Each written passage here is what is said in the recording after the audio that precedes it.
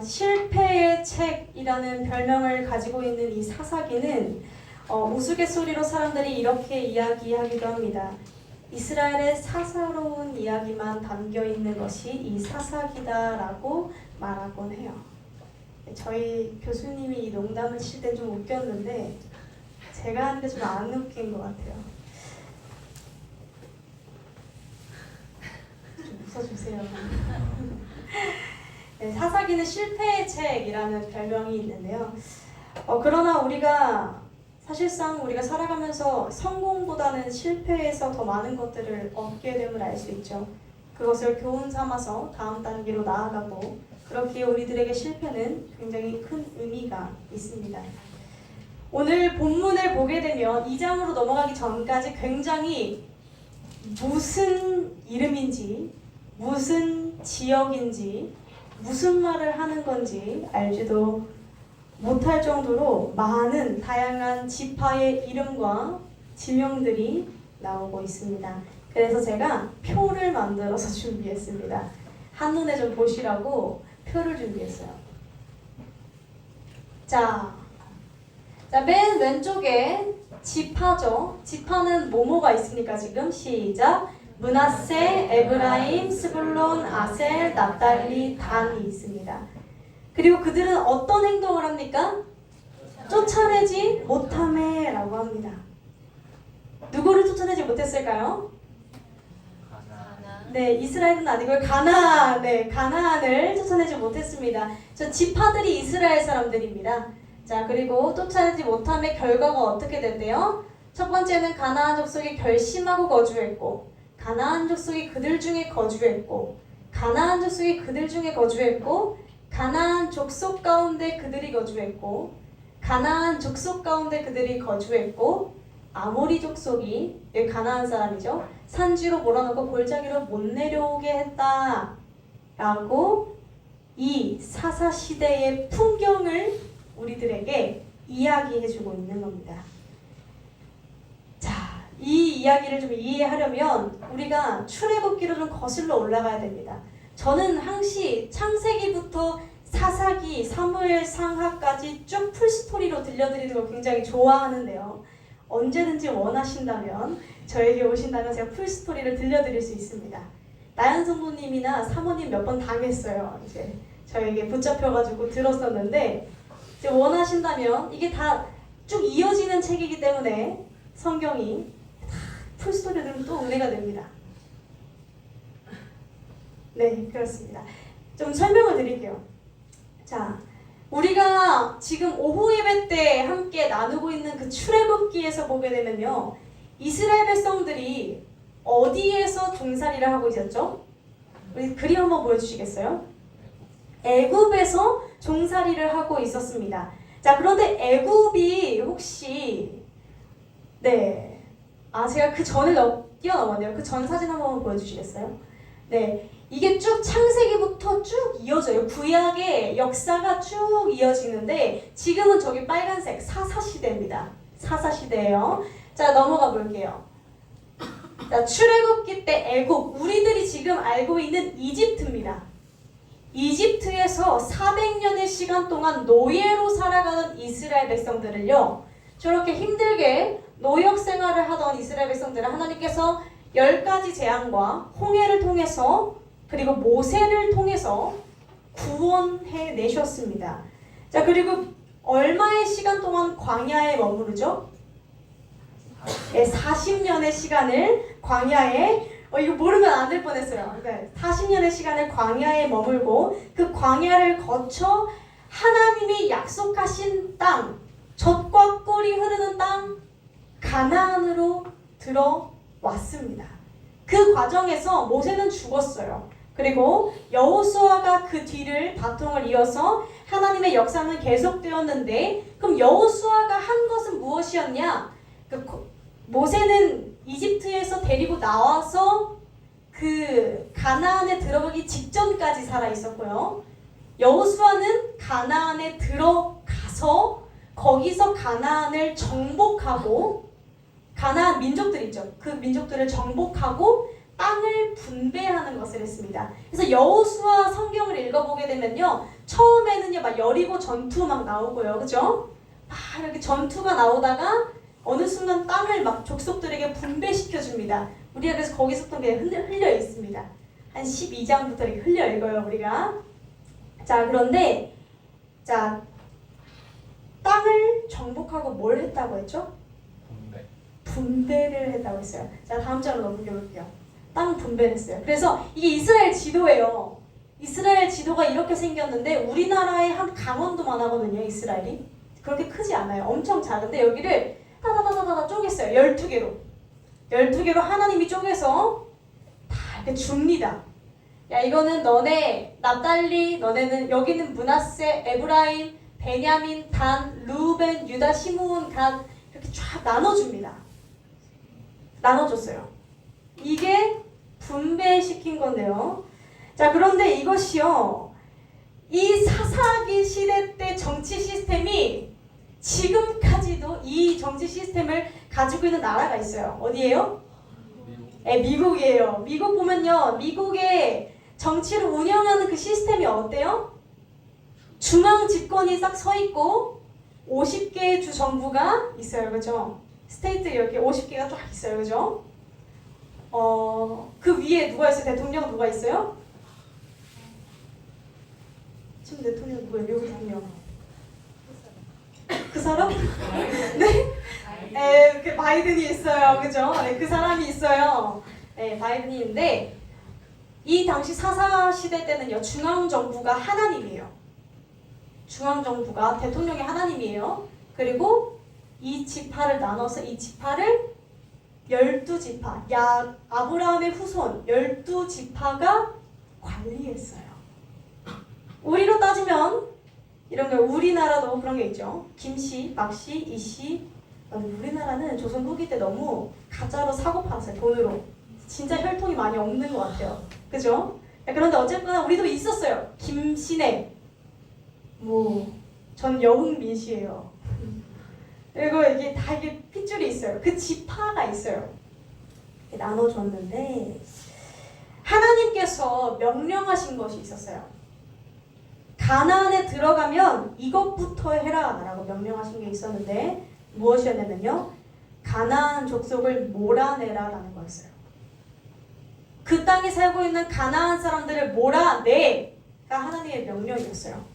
근데 우리는 이런 생각이 들어요. 인종차별하는 건가 하느님? 왜 가만히 잘 살고 있는 가나안 족속들을 다 내줬지? 그러나 이것은요. 인종차별이 아니라요.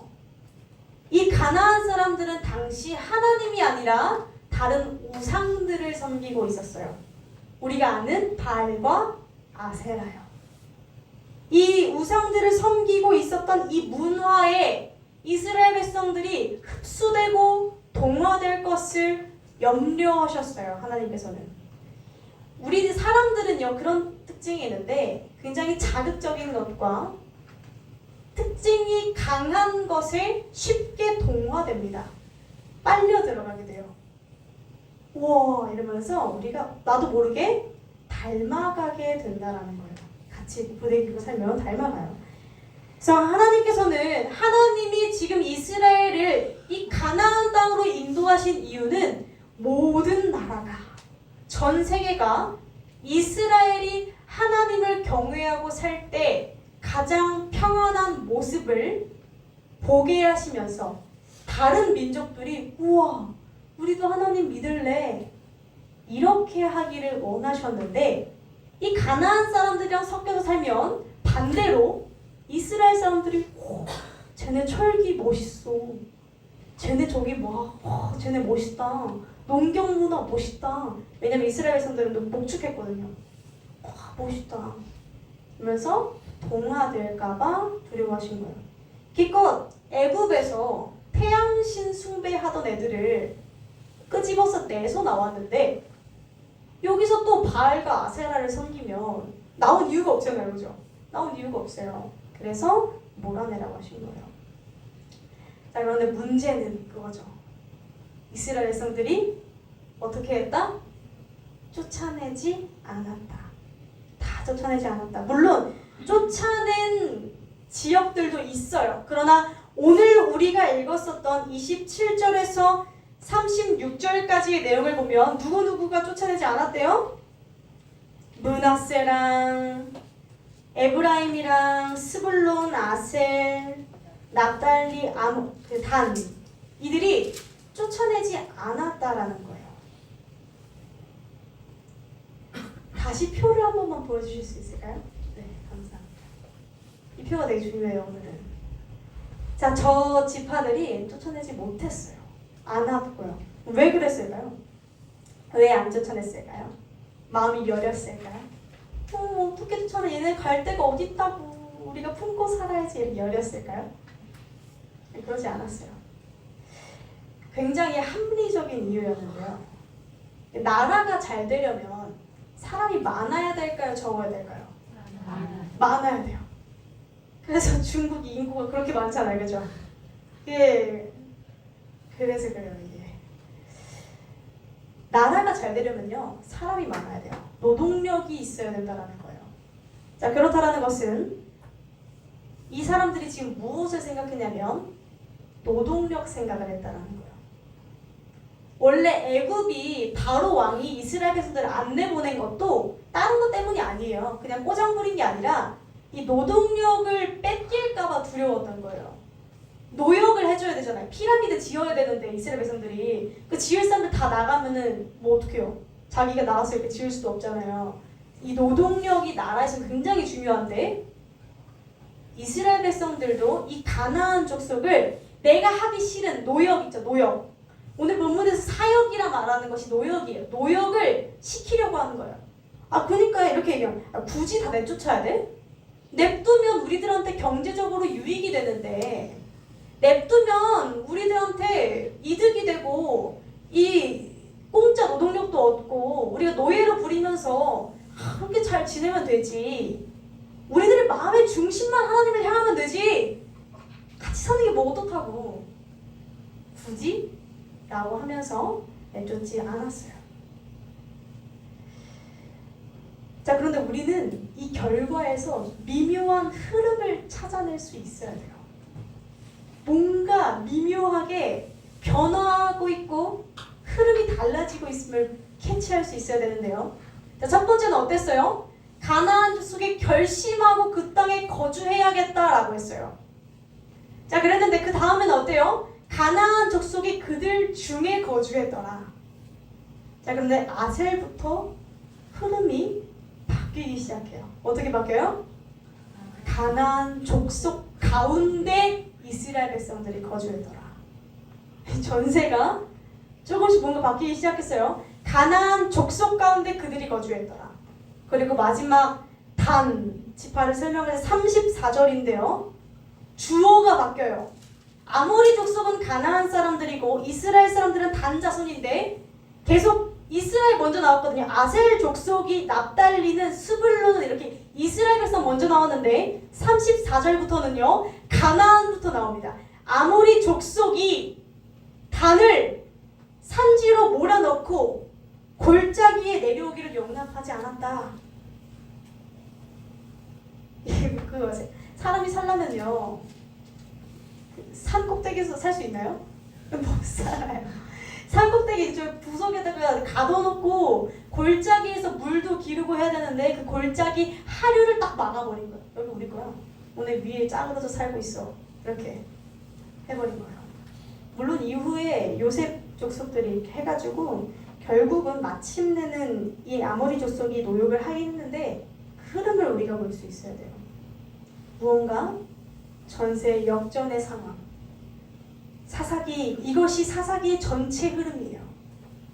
그리고 동시에 우리들에게 알려주는 죄가 들어올 때 우리들의 마음이 심령이 내리막을 걷는 그 흐름을 이 본문을 통해서 보여주고 있습니다.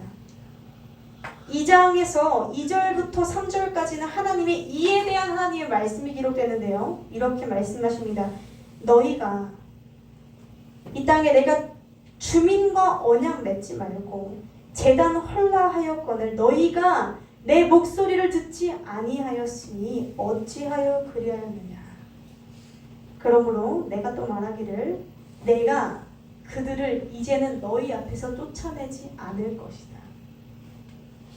그들이 너희 옆구리에 가시가 될 것이고 그들이 너희에게 올무가 되리라.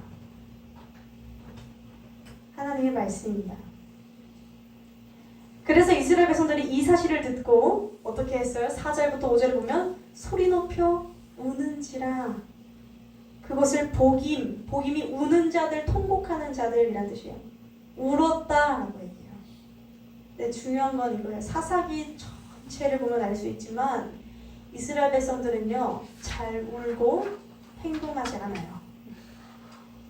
울긴 진짜 잘 울고요. 바뀐 건 없어요. 울면서도 달라지지 않아요. 여기서 우리가 던져볼 질문은 이스라엘은 분명 하나님의 명령을 알고 듣고 심지어는 믿고 있었는데 왜 이렇게 되어갈 수밖에 없었는가에 대한 질문이죠.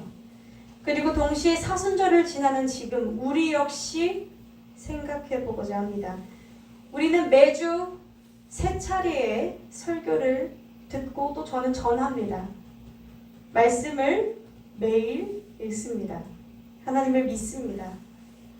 이 자리엔 저를 포함해서 여기 계신 대부분의 분들이 성경의 내용 중 아는 것이 꽤 많으신 분들이 다수입니다. 자, 그러나 문제는 이거죠. 우리는 분명히 옳은 길, 살 길은 오직 예수 그리스도이며 그분의 말씀을 따라 살아야 함을 듣고 알고 있지만 듣고 난 후에 우리는 행동하지 않고 그것을 생각하지 않는다라는 것입니다. 우리들의 문제는 듣지 못함이 아닙니다. 오히려 차고 흘러 넘치게 듣고 있습니다. 심지어는요, 우리는요, 초대교회 사람들보다 설교를 더 많이 듣고 있습니다.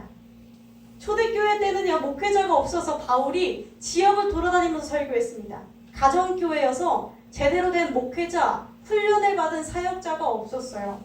가정예배로 드리다가 1년에 한 번 사역자가 방문합니다. 그럼 그때 성대하게 예배를 드립니다. 우리만큼 설교를 많이 듣지 못했어요. 자, 그런데 문제는 이거죠. 우리는 들었지만 그것을 생각으로 하지 않고 곱씹지 않고 또 그것을 행동으로 옮기지 않는다라는 겁니다. 우리가 먼저 첫 번째로 이렇게 질문 던져볼게요. 과연 나는 하나님의 말씀을 생각하고 있는가? 히브리서 3장 1절엔 이렇게 말씀하십니다. 예수를 깊이 생각하라.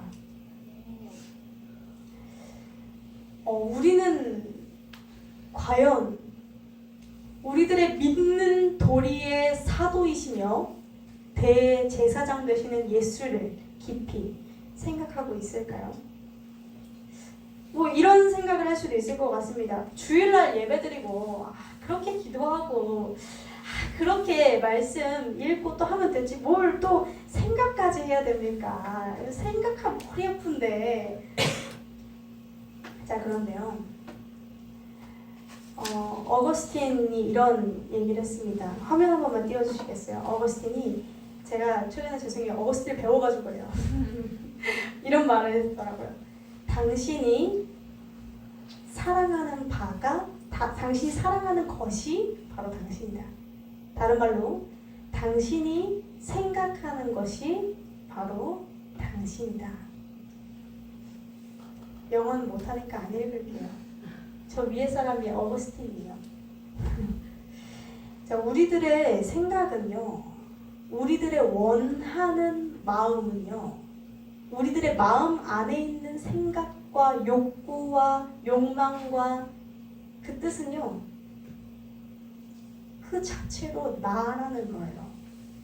예수님께서 마태와 요한에게 질문하실 때 이렇게 하십니다. 너희가 무엇을 믿느냐라고 묻지 않으시고 이렇게 물으세요. 너희가 무엇을 원하느냐 라고 물으세요. 내가 원하는 것이 결국 나를 만들어가기 때문입니다. 사람은 내가 원하는 것을 목표로 두고 그것을 향해 달려가기 때문입니다. 명품백이 목표, 내가 원하는 것이라면 찬장을 딱 사놓고 명품백을 싹싹 채우는 것이 나의 인생의 목표, 나의 정체성이 될 것이고, 누군가를 사랑하는 것이 나에게 있어서 가장 원하는 바이면 그 사람을 보면서 그 사람에 대한 모든 초점을 맞추면 이 사람의 기분이 괜찮은가? 상했나? 어쩐가? 모든 것들을 그 사람들을 생각할 겁니다. 우리가 생각하고 사랑하는 바가 결국 나라는 겁니다. 이게 오래전부터 철학자들이 있고 심리학자들이 있어 왔잖아요. 심리학자들이 있은 지 얼마 안 됐지만 항상 난제가 있었대요. 뭐가 난제였냐면 사람들이 내가 말하는 거랑 다른 사람들이 보는 나랑 너무 다르다는 거예요. 내가 표현하는 나랑 진짜 이 사람이랑 너무 달라서 철학자들이 너무 고민을 해서 이게 항상 난제였대요. 사람은 왜 이럴까? 왜 내가 스스로 말하는 거랑 이렇게 행동하는 거랑 다르지? 왜 이렇게 모순적이지? 막 고민을 했대요. 근데 그 고민이 이 AI가 발달한 후에 종식됐대요. 왠 줄 아세요? 이 AI, 이 컴퓨터 구글이 발달한 이후에 사람을 어떻게 분석하면 되냐면요. 그 사람이 말해주는 것으로 분석하는 게 아니라 그 사람이 실제로 보는 게 뭔지, 그 사람이 실제로 검색하는 건 뭔지, 그 사람이 실제로 관심을 가지고 보는 주된 영상들은 뭔지, 어떤 대화를 나누는지, 어떤 사진을 찍는지 보면 그냥 그 사람을 분석하고 알 수 있다는 거예요. 그 고민이 이제 사라졌대요. 이걸 통해서 알 수 있는 거는 뭐 구글이 무섭다 이게 아니고요. 이걸 통해서 알 수 있는 건 이거죠. 나라는 사람은요, 내가 무엇에 관심을 기울이고 내가 실질적으로 어떤 것에 울고 웃는지, 내가 어떤 것에 관심이 가는지, 내가 무엇에 시간을 투자하는지가 바로 나라는 겁니다. 성경은 그래서 이렇게 말합니다. 너의 생명의 근원인 마음을 지키라 라고 말합니다. 우리가 하루의 시간을 봤을 때 나의 하루의 시간 동안 내 머리를 가득 채우고 있는 것은 무엇입니까? 나의 사업장에 대한 것입니까? 또한 나의 연애 상대, 배우자를 하루 종일 고민하십니까? 또는 어떻게 하면 저 사람이 나를 인정해 줄까를 고민하십니까? 저 사람은 표정이 왜 저렇지? 고민하십니까? 돈이 왜 이렇게 딸리지? 고민하십니까? 나의 머리를 가득 채우고 있는 내가 실질적으로 시간을 쏟고 투자하는 대상이 무엇이냐라는 겁니다. 그것이 곧 내가 기반으로 서 있는 대상이라는 거예요. 굉장히 간단한 얘기죠. 우리가요, 예수를 깊게 생각하지 못하는 이유는 무엇일까요? 히브리서 3장 10절에는 이렇게 말합니다. 이 세대에게 노하여 이르기를 저희가 항상 마음이 미혹되어 내 길을 알지 못하는도다. 미혹되어. 제가 이것을 영어 성경으로 다시 번역해서 우리말로 다시 직역해서 봤더니 이 미혹되다라는 표현이요, 마음속에서 길을 잃었기 때문에 내 길을 알지 못한다. 미혹된다라는 것이 길을 잃었기 때문에 길을 잃었다라고 표현이 됩니다. 우리들은요, 수없이 내 머리를, 내 마음을, 내 생각을 주관하고 있는 그 수많은 것들이 이걸 지금 생각하지 않으면 안 될 것 같고 망할 것 같고 나의 온 마음들을 사로잡지만 예수 그리스도는 이렇게 말씀하신다라는 겁니다. 길을 잃었다. 올바른 것을 보지 못하는도다. 우선순위를 찾지 못했다라고 명확하게 말씀하시는 줄로 믿습니다. 우리가 지켜내야 할 마음은 무엇일까요? 생각해보면 결국 믿음이라는 건 나에게 주신 소망이 있는가에 대한 싸움인 것 같아요. 세상도 우리들에게 약속을 줘요. 소망을 줘요. 쾌락도요.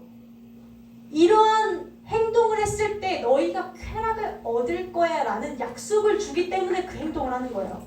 마약을 왜 해요? 안 좋은 거 알잖아요. 먹으면 안 되는 거 아는데 왜 해요? 그 마약을 주입했을 때 나에게 얻어질 쾌락이 약속되어 있기 때문에 하는 거예요. 그 약속, 소망이 있기 때문에 하는 거라고요. 아멘. 여기 안 하면 안 돼요. 여긴 아니에요. 여긴 아니에요. 조금은 이따가 해요. 지금 얘기할 거예요. 자, 그런데 하나님이 주는 소망이 있어요. 지금이요. 아멘. 좋아요. 우리들은요, 결국 소망과 소망의 전쟁인데 세상이 주는 약속을 보고 살아가느냐, 아니면 하나님이 주시는 약속을 보고 살아가느냐. 이것은요, 우리들에게 있어서 길 자체가 달라지는 싸움이고 우리들에게 있어서 인생의 방향을 결정하는 기준이 된다는 겁니다. 이스라엘 백성들은요, 가나안 사람들을 쫓아내지 않으므로 자신들이 얻어낼 경제적 이익을 생각했습니다. 그러니까 이런 생각을 한 거예요. 내가 이들을 쫓아내지 않으면 노동력을 얻겠지. 그럼 돈이 좀 되겠지. 그럼 내가 좀 더 편하게 살 수 있겠지. 이런 약속과 소망을 붙들고 쫓아내지 않았던 거예요. 근데 하나님은 뭐라 말씀하셨어요? 쫓아내면 내가 너희를 먹여 살리리라. 그것이 하나님이 주시는 약속과 소망이었단 말이에요. 이 둘 중에 그들은 무엇을 선택했어요? 세상이 주는 소망을 선택했어요. 그러나 도리어 이 행동은 이스라엘 백성들의 길을 잃게 했고 내리막을 걷게 했습니다. 우리가 두 번째로 볼 것은 행동하는가에 대한 질문입니다. 말씀을 행동하는가? 누가복음 11장 27절에서 28절을 보게 되면요, 예수님께서 설교하실 때에 무리 중에서 한 여자가 소리를 질러 이렇게 말합니다. 당신을 뵌 태와 당신을 먹인 젖이 복이 있도다. 이 말은요, 이런 뜻이에요. 당신은 이제 어머니를 칭찬하면 자식을 칭찬하는 거였어요. 유대 관습 자체가. 그래서 예수님을 칭찬한 거였거든요. 그런데 예수님께서 이것을 정정하십니다. 굳이 28절에 이렇게 말씀하세요. 오히려 하나님의 말씀을 듣고 지키는 자가 복이 있도다. 행동하는 자. 이것은요, 예수님의 일관된 메시지였고 성경의 일관된 메시지였습니다. 행동하는 자. 말씀을 듣는 것과 행하는 것은 완전히 다른 문제입니다. 말씀을, 설교를 듣는 것과 이것이 정말 내 마음을 쳐서 이렇게 행동해야겠다. 그리고 행동으로 옮기는 것은 완전히 다른 이야기입니다. 제가 시간이 없네요. 넘어가야겠다. 에베소서 4장 22절에 이렇게 말씀하세요. 썩어가는 구습을 제가 잘못 읽어드렸어요. 너희는 유혹의 욕심을 따라 썩어져가는 구습을 쫓는 옛사람. 구습, 옛 행동이죠. 옛 습관, 옛 전통. 오늘 본문에서 제목이 습관이 영성이다 라는 제목입니다. 사실 이건 제가 지은 건 아니고 이런 책 제목이 있어요. 사람의 뇌는요, 생각보다 우린 되게 막 이성적으로 판단한다, 나 이성적이야 이렇게 생각하잖아요. 네, 그런데 사람의 뇌는 생각보다 멍청하대요. 그래서 행동에 영향을 받고요, 무의식의 지배를 받는데요. 우리가 이렇게 생각하면 참 좋을 것 같아요. 사람은 결국 행동하는 게 또 나래요. 우리가 이럴 때가 있어요. 나는 마음은 하나님을 사랑하니까 괜찮아. 내 마음은 하나님을, 저도 항상 그럴 때가 좀 있거든요. 나는 마음은 하나님을 사랑하니까 지금 무릎 아프니까 무릎 안 꿇어도 괜찮아. 마음 무릎 꿇었어 이미. 이럴 때가 있어요.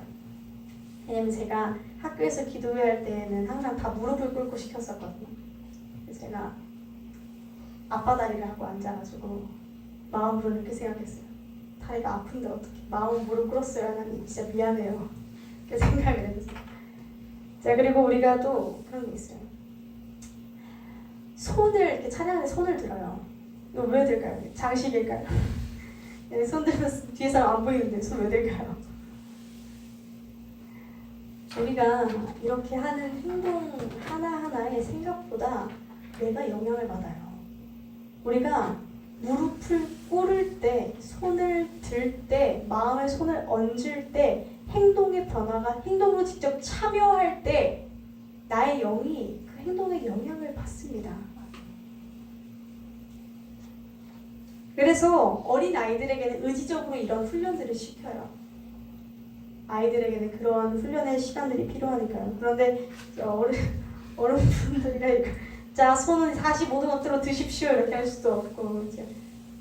그러나 우리가 너무 기도가 안 될 때는요, 자세를 한번 고쳐 앉아보세요. 자세를 달리하고 일어서고 손을 들고 할 때 나의 안에 있는 영이 영향을 받습니다. 우리가 무엇을 듣는가, 내 귀가 실제적으로 나는 그런 거 있잖아요. 나는 술자리에 있지만 하나님을 사랑하는 게 괜찮아. 실제로 많아요. 이런 분들이 되게 많아요. 뭐라 하고 싶은 것도 아니고 많아요. 많은데 근데 이게 있다는 거예요. 술자리에서 오가는 대화들이 내 귀에 들리잖아요. 이게 뭐 막 사단의 영 이런 게 아니라요. 그들이 하는 대화는 대체로 예수님 얘기는 아니겠죠? 일단 아닐 거예요. 뭔 얘기예요? 야, 저 옆에 여자야 진짜 쟤 결혼하는데 호텔에서 한대. 야, 신라 호텔에서 한대. 나도 거기서 해야 되는 거 아니야? 야, 쟤는 차 뽑았대. 난 어떻게 차도 없어. 야, 쟤는 집이 청약이 됐다더라. 너무 부러워. 우리가 집에 와서 무슨 생각을 하는 줄 아세요? 난 뭐지? 난 왜 이렇게 살았지? 난 차도 없고 직장도 변변찮고 집도 없어. 듣고 영향을 받은 거예요. 이게 우린 들은 거에 영향을 받아요. 그래서 목사님이 맨날 말씀하시는 교회 사람들끼리 세상 얘기 좀 그만해라 하시는 게 여기서까지 그렇게 영향을 서로 주고받지 말라는 거예요. 여기서까지 집 얘기하지 말라는 거예요. 여기서까지 차 얘기 좀 그만하라는 거예요. 예수님 얘기로 내 귀를 채우셔야 된다니까요. 우리 지난주 말씀이 일단 눈과 귀에 말씀을 담아둬야 돼요. 그래야 내 상황이 됐을 때 그것이 툭 튀어나와요. 내 귀에 계속해서 청약만 담아두면요, 청약이 튀어나와요. 말씀이 안 튀어나온다니까요. 내 귀에 자꾸 옆 사람 얘기만 들어놓잖아요. 문제가 생겼을 때 옆 사람 방식대로 행동해요. 우리가 그것이 부모님의 영향을 받는 이유 아니겠어요? 부모님이 하는 대화를 자식이 가장 많이 담는 것처럼 우리 이 시간과도 똑같아요. 시간도 우리가 나는 하나님을 사랑하는 마음만 있으면 그냥 아니요. 시간 관리가 영성의 시작이에요. 내가 하나님을 사랑한다면 하나님께 시간을 투자해야 돼요. 당연한 얘기잖아요. 연애를 해요. 연애를 하는데 내 연애해요. 연애하는데 나 너무 사랑해. 나 안 만나요. 오늘은 바빠. 미안해. 나 시간표를 보니까 한 달 뒤쯤 한 4월 13일쯤 볼까? 사랑하는 거예요? 안 하는 거예요. 사랑 안 하는 거예요. 영성 관리는요, 시간 관리에서 시작해요. 내 시간을 하나님께 얼마나 투자하고 얼마나 우선적으로 두고 있는가부터 시작한다고요. 너무 답답해 죽을 것 같아요. 정말 그래요. 이 이야기를 안 하면 안 될 것 같아서 정말 이런 얘기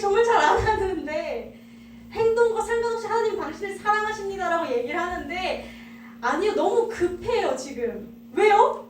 우리의 신앙이 너무 나태해지고 있어요. 너무 나태해지고 있어요. 너무 편해지고 있어요.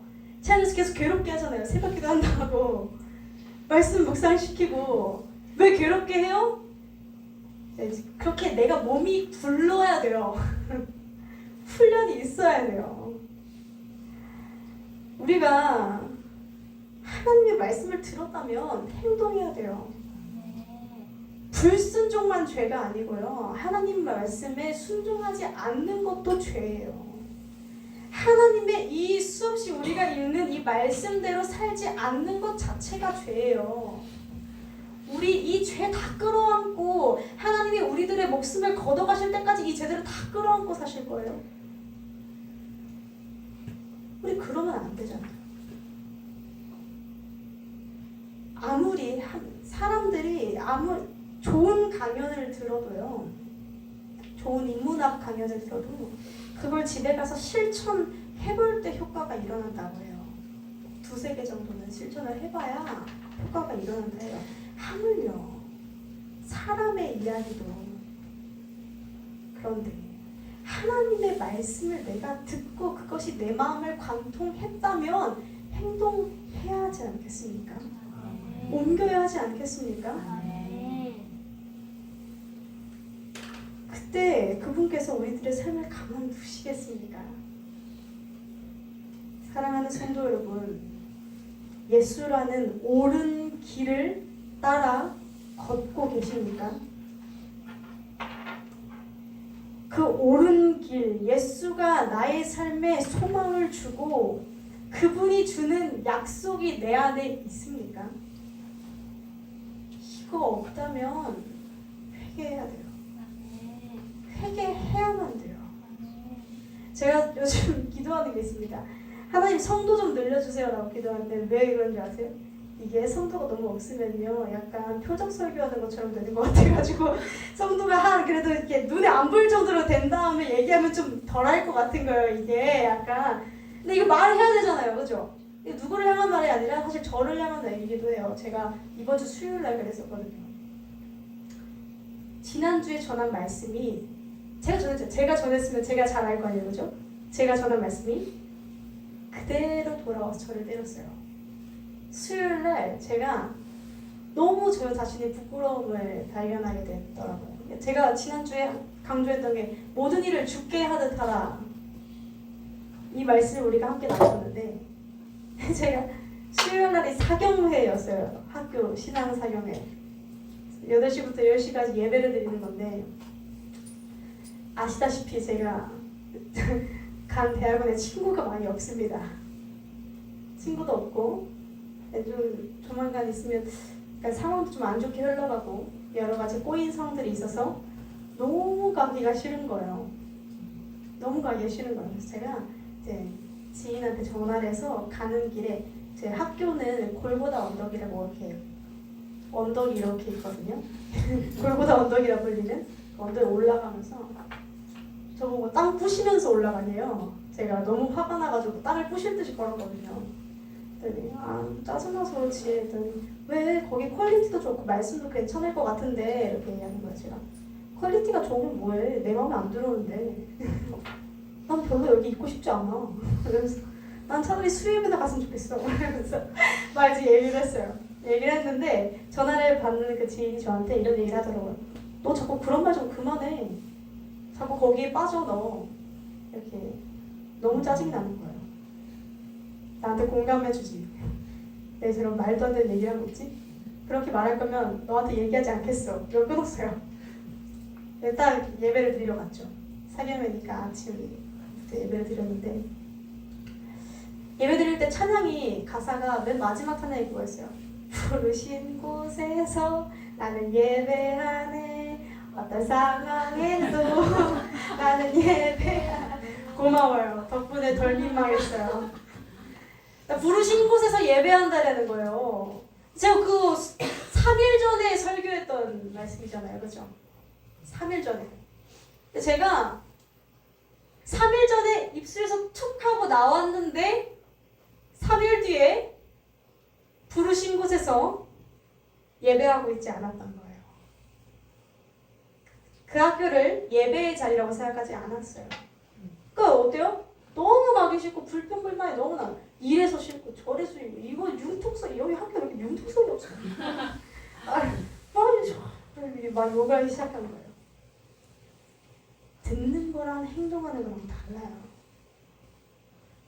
우리가 듣고만 있다면 회개합시다. 내 안에 참된 빛이 있다면 그 길을 따라 걷길 바랍니다. 기도하시겠습니다. 사랑이 많으신 하나님 감사합니다. 주님, 우리들의 삶에 있어서 매 순간 우리들은 나의 삶에 유익이 되는 것으로 도움이 되는 방향으로 걸으려 세상이 주는 약속을 따라 살곤 합니다.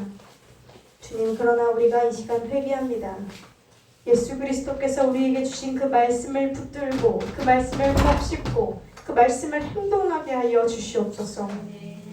말씀을 그저 흘려듣는 것이 아니라 그 말씀이 나를 찌르고 그 말씀이 나를 움직이고 그 말씀이 나를 행동하게 하여 주옵소서. 예수님의 이름으로 기도드렸습니다. 아멘.